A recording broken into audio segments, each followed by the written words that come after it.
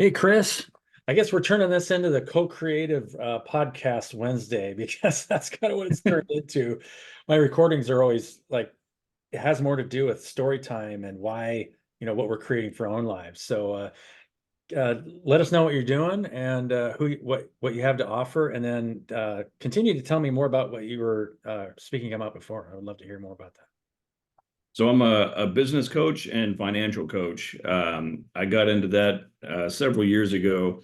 I've owned multiple different types of businesses, and I so basically on the business side, I help companies grow their revenues, train their leadership, uh, uh, find ways to cut wasteful spending, and to figure out what's the best uses of capital.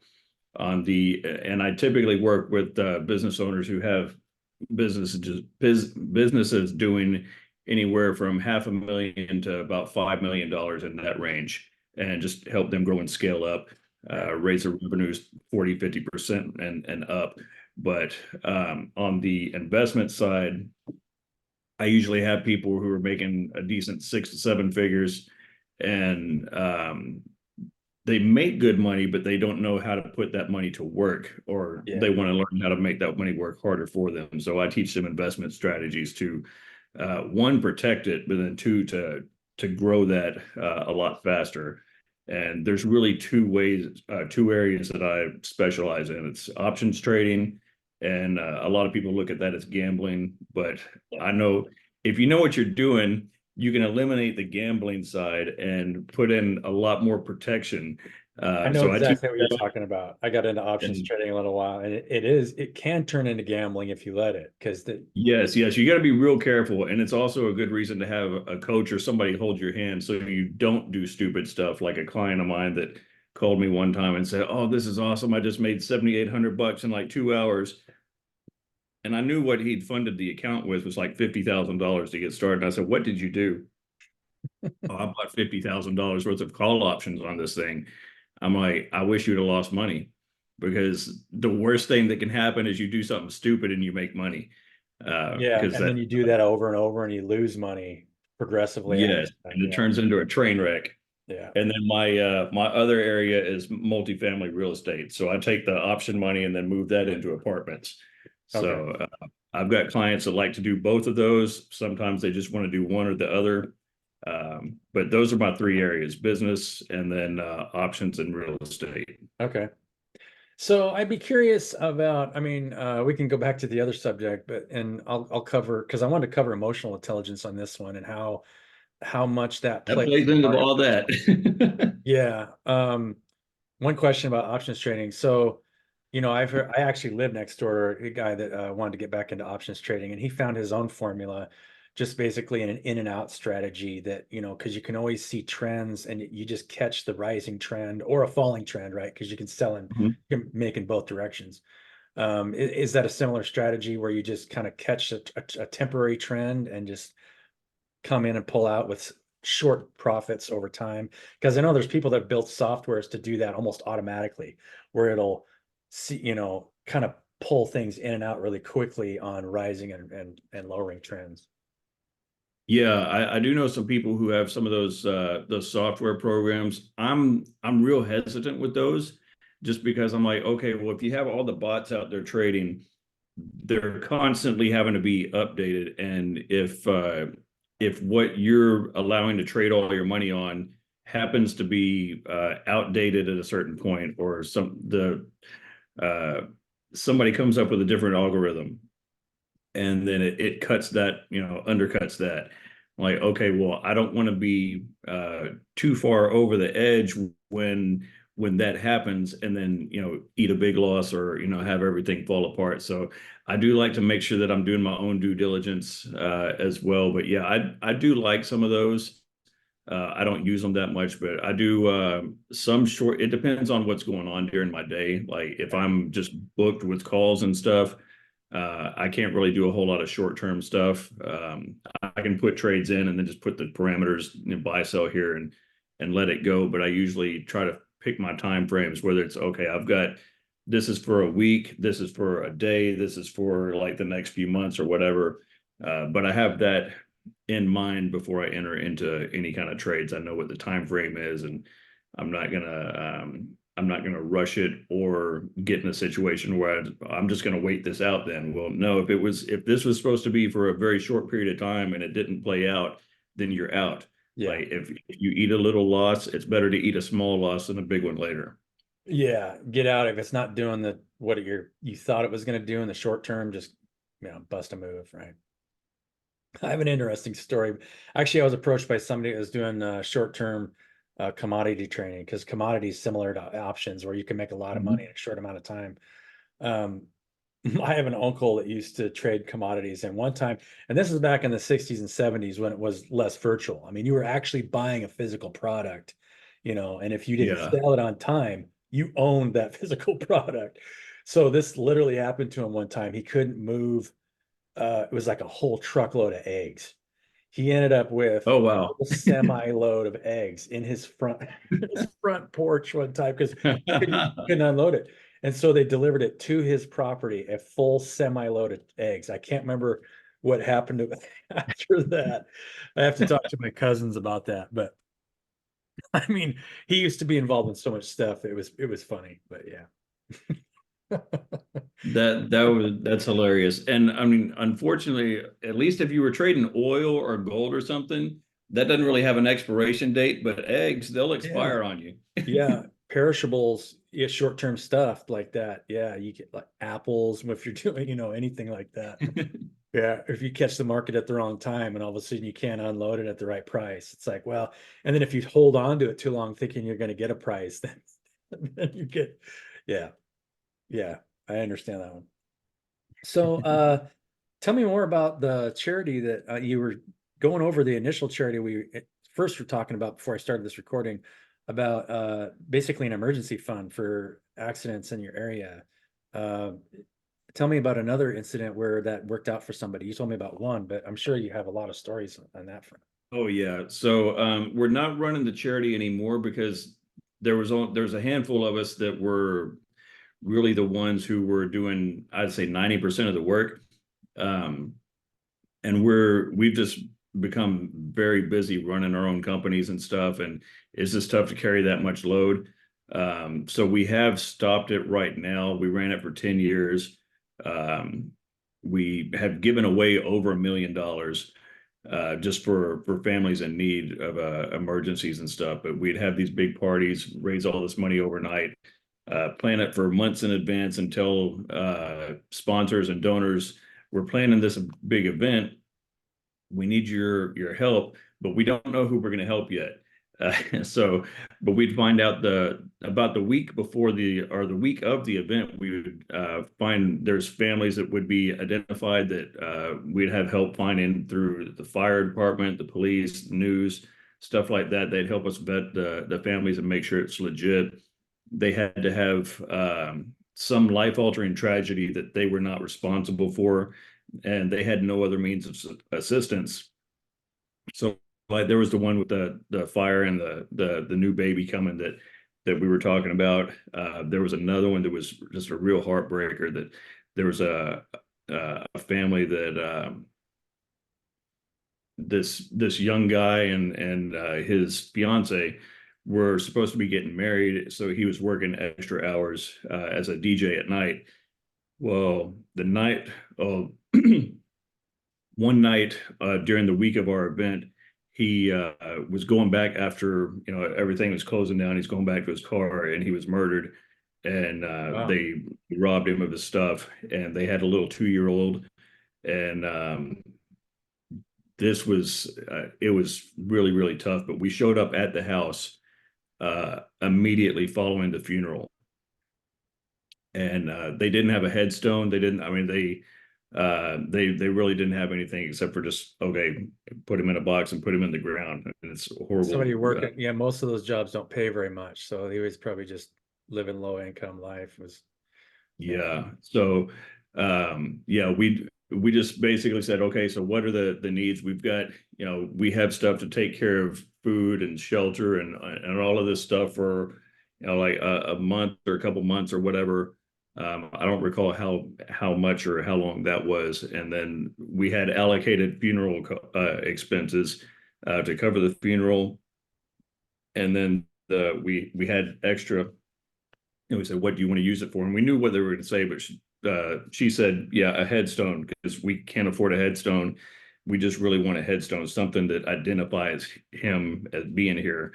So it was really emotional. And one of the really hardest things was the day that he was buried was their wedding date.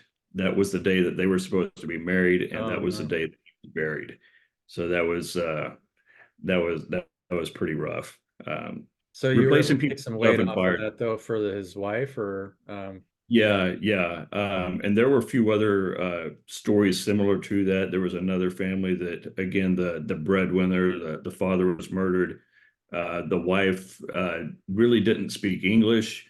We got her Rosetta Stone, took care of the rent for several months, took care of all the grocery stuff and everything, the kids and all of that, because that's tough when you go from, okay, we got one breadwinner who takes care of the whole family, to this new, like the mom now had to be the breadwinner. She had to learn English.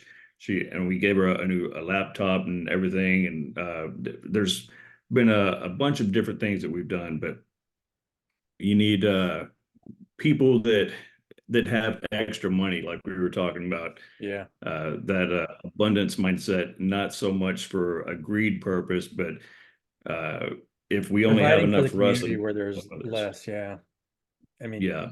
tragedies happen, and when people, I actually had this conversation with somebody the other day. It really means it can mean somebody's development if they run into one person in their life that all of a sudden came to them at the right time, at the right place, that took care of them when they needed things the most. That's something that you can't replace, because then that gives that person faith, right? And keep make fun. It's like, hey, that everybody's not out to get me. There are people that actually care, Yeah. that don't even know me, that would love to help me. It does mean a lot, it really Yeah, does. that's life changing for people. And it, like you said, I mean, that can be the difference between people come to a fork in the road in their life, and it can be the difference between going one way or the other, For sure. losing faith in humanity or having that faith restored. Yeah, for sure. It's something that I just made a video on this earlier this week, just because, uh, and I think this is a product of the refugees from Ukraine, is that international money has been going more towards that, to support that. And it's been getting pulled away from places like in Africa, where you've got all these orphanages taking care of kids who can't afford to take care of the kids. And kids, to me, represent like the most fragile, thing that we can keep putting money into, and make sure that they have faith in humanity, because I mean, you want to give people hope and make sure that they know that they're growing towards something. And if they know that there's somebody that actually cares about them and cares about their state, it's like, I've been in contact with a lot of different pastors over there that just pick up homeless kids, parents that lose faith and just leave their kids on the street, where because they don't know how to take care of them. And so somebody that's just trying to grow food and just feed them, let alone just take care of them. So it's like, and they get into positions where they start feeling, you get into a lower mindset because you're constantly asking for help, and there's no, if you can. And this is why I've been passionate about my own project, as far as creating structure for relationships and helping people build things together versus just selling a service all the time. Selling a service is great, and if you can help people do that, but at the same time, if you can teach people how to partner together to build things for their communities, that's what builds communities, right? Yeah. um, uh, and if I give that to younger children, that's like, and give them hope for the future. It's like, hey, somebody actually cares. They want to support us and help us grow. That means more to me than anything, and tragedies for sure too. Because tragedies, I really appreciate that, because tragedies happen. And if people know that there's somebody available when tragedies happen, that means a lot to them, for sure. Yeah. Yeah. And we don't want to create victims that are just used to like getting handouts but at the same time, there's Yeah. times, and those people aren't the ones that are asking for handouts. It's, something happened and they have no idea how they're going to solve the problem. And then if you get money in the right hands and good people, and they find out, and they can go do something about it to help. Yeah. And so this is something that I've realized, and this is something that I put on. I created a self-discovery manual about a week ago. I built it out because I realized that if you just put yourself in service to the people around you, your environment will naturally support you as long as you're providing for it, right? It energetically, you're just working for it.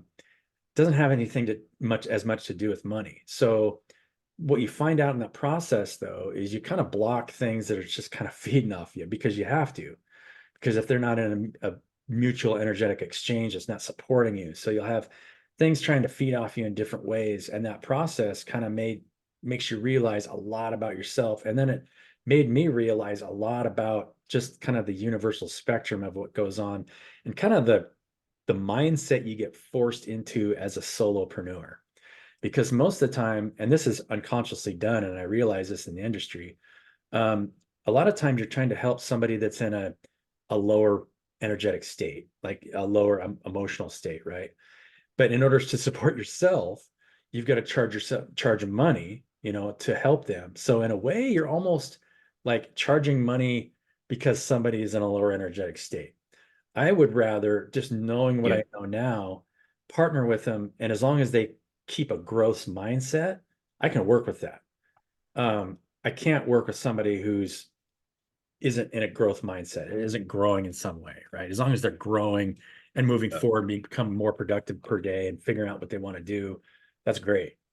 But and I think that the climate is getting forced into that anyway, because as the inflation rate rises, more and more people aren't able to afford coaching or advice on how to grow their business, so they're having to come up with ways to create for themselves, which has led to the whole, I mean, if you look at YouTube, how many creators are on YouTube now, and you see Oh those gosh, creators. million. Yeah. Well, way more than a million, I'm sure. And all those creators are partnering together to create content, and they figured out this formula. As long as they keep providing for their environment, it naturally supports them, where they're like now, whether you're talking about Vice Grip Garage or Cletus McFarland, they're just doing giveaways now, selling merch for giveaways. It like $1,000, $50,000 giveaways, just selling merch. And so, I mean, you're going to attract viewers just doing that, and that helps them Yeah. support their business. Plus, you can create charity, events, and you watch them do that. So it really isn't a switch in the mindset where you don't have to necessarily charge all the time. As long as you keep providing, you learn a lot more about yourself, and eventually it kind of expands. And you can see it, you can watch YouTube channels that grow that way because they're providing content that someone needs, and that it just, whether it's entertainment or advice or anything like that. So yeah, I don't know if you could speak on that subject at all.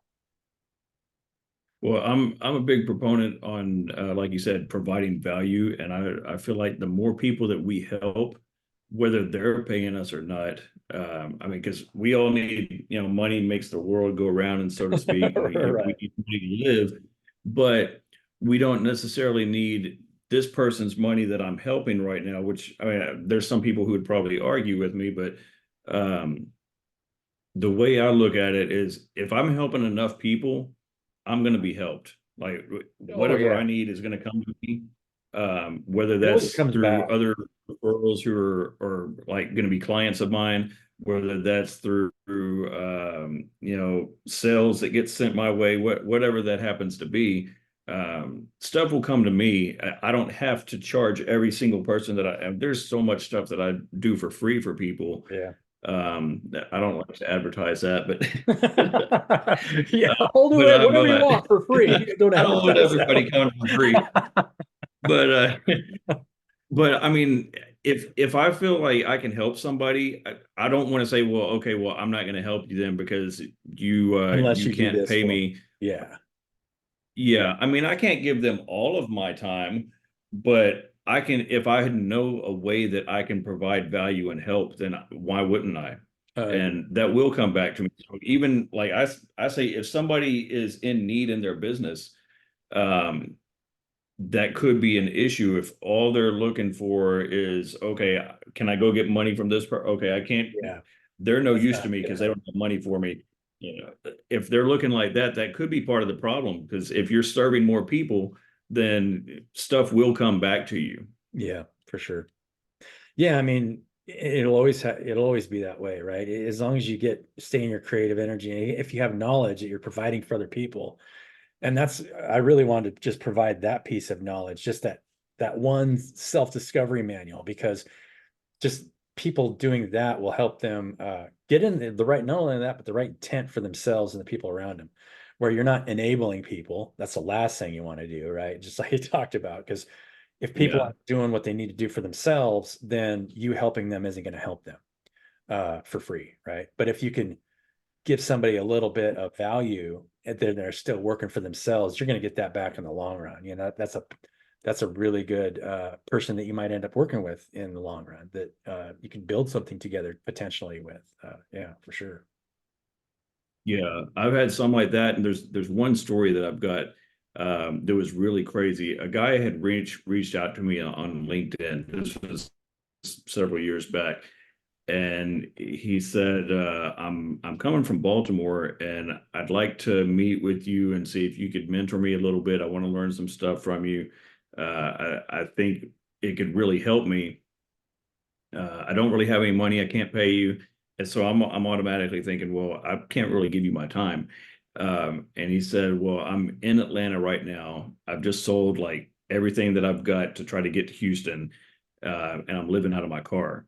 And I said, wow, okay, if you're coming here, I mean, my God, you're coming here. You could have found somebody in Baltimore probably, but if you're coming here to meet with me and you've sold all of this and you're living out of your car, I will make time for you. I worked with him for months, um, and never gave him money except for one time when it got super freezing cold, and I said, get in a hotel tonight or for the next couple of days because it is too cold. I don't want you to die of like freezing to death, Yeah. literally.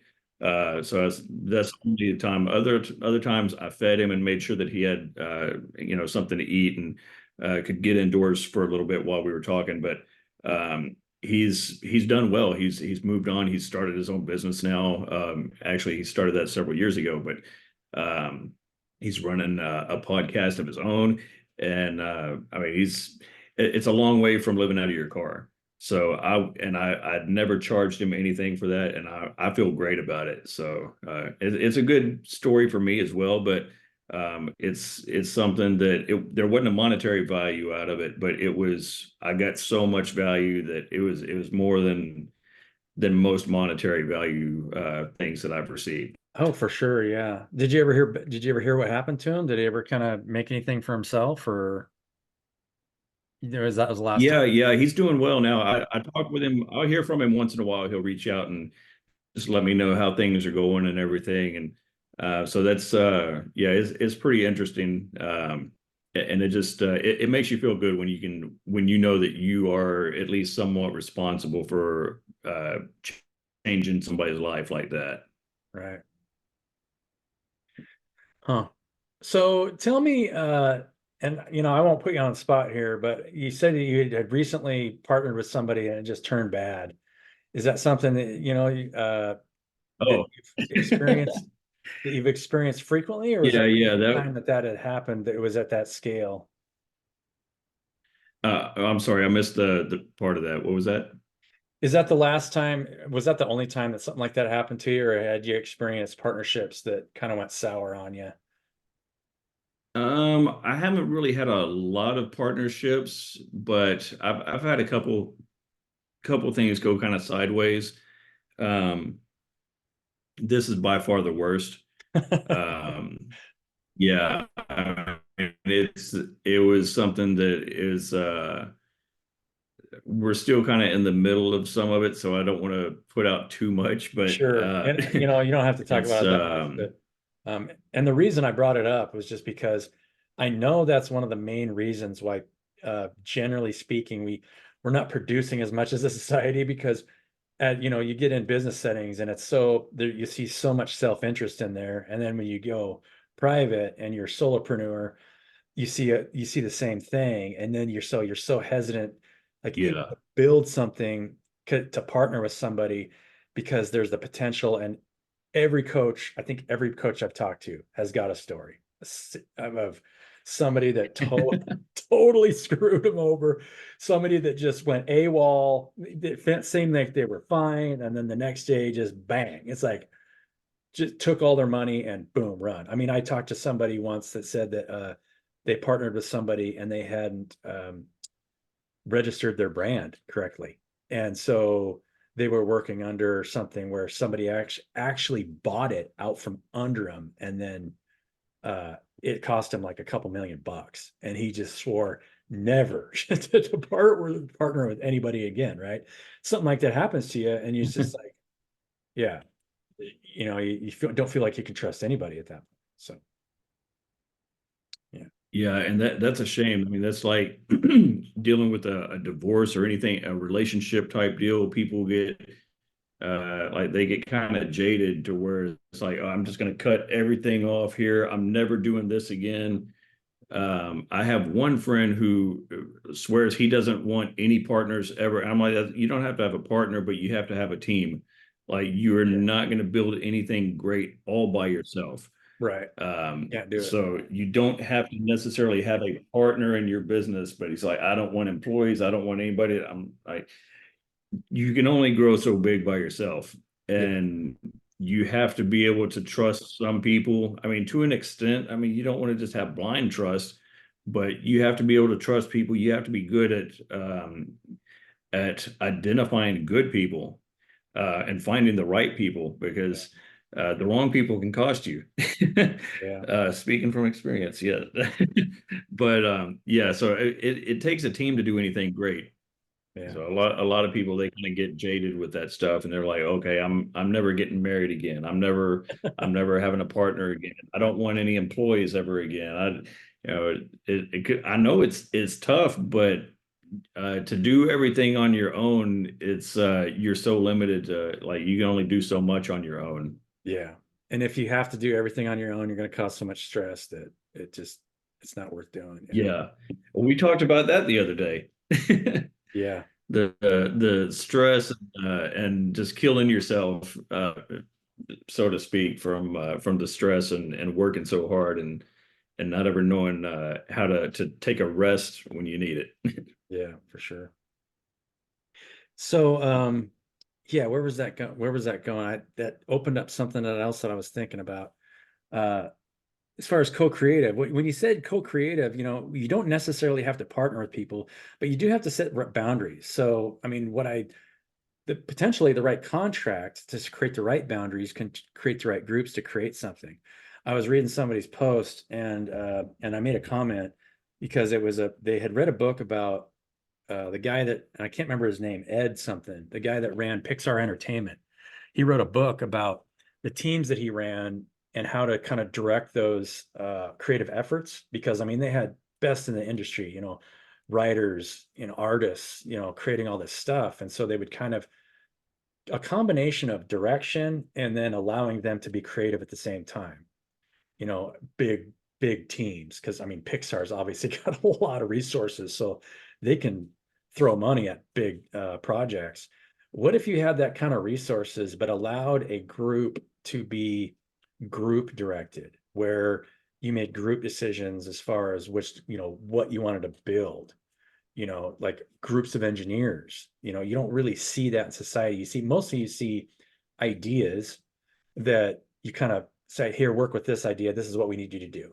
Whereas, yeah, I think what would be really neat, and this is what I'm really promoting, and that's why I'm building what I'm building, just a guide to help promote that, is to have like group development where you have groups that decide projects to build, because then it would be a lot more community orientated, because instead of self-interest orientated ideas, if that makes sense, empowering the community, Yeah, yeah.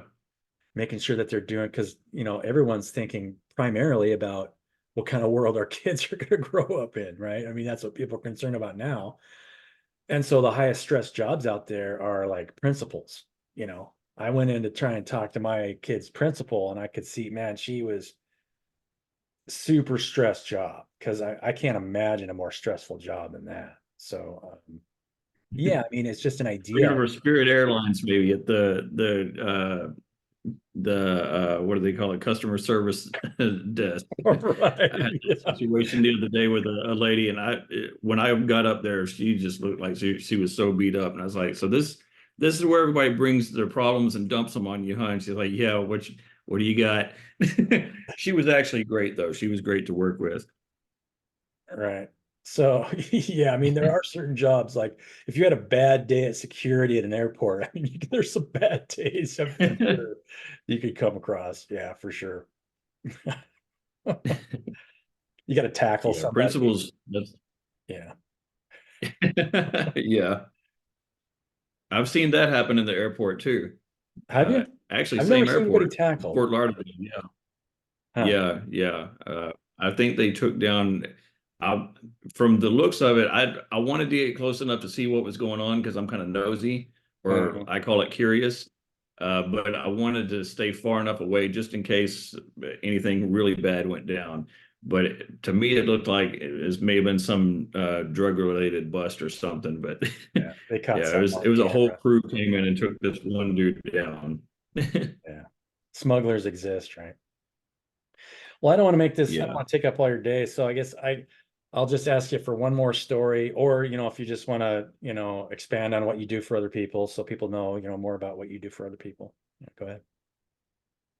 Um, well, I'm trying to think of a good story. I don't know what the story would be related to. I've got a bunch of them, but um, yeah, really just I guess I'll share what got me into doing this stuff or this type of work is because I've obviously, we've been through a lot of stuff. We've seen our share of good and bad Yeah. in business and the world.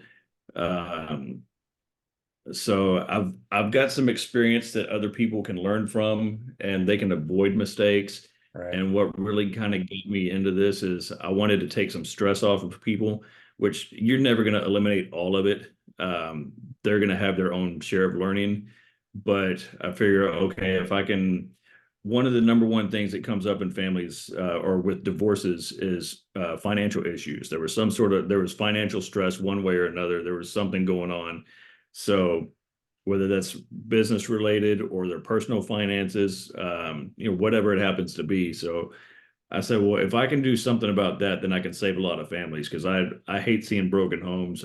I hate seeing uh, couples who are together, they love each other, and something tears them apart, and the kids are caught in the middle, and just what that does to kids. So that was really the thing that drove me to do what I do because it's not just about helping people make money, or grow a business or whatever. It's really the the underlying root of everything is I want to help relieve that stress and I want to help people get set up for success in life and keep families together. Yeah. Oh, for sure. Yeah. That family interact families, depending on what kind of history you have, because I've been involved with, I'm sure you have as well. Every family has its own burdens that they're carrying from generational traumas. And if you can uh at least give them a route and say, hey, look, if you just do this, uh you can get yourself out of those. Usually just emotional baggage, right? It's ways of viewing themselves that gets kind of projected onto the people around them. And a lot of times we're unconscious of that. And it gets more and more subtle as you're healing yourself of that stuff, right? And I'm sure, I mean, I could speak about that all day long, where I got myself into situations that I would not get myself in now just because I know myself so much better and I can recognize where other people are at in a lot better way, right? So it does make you want to help people in that way.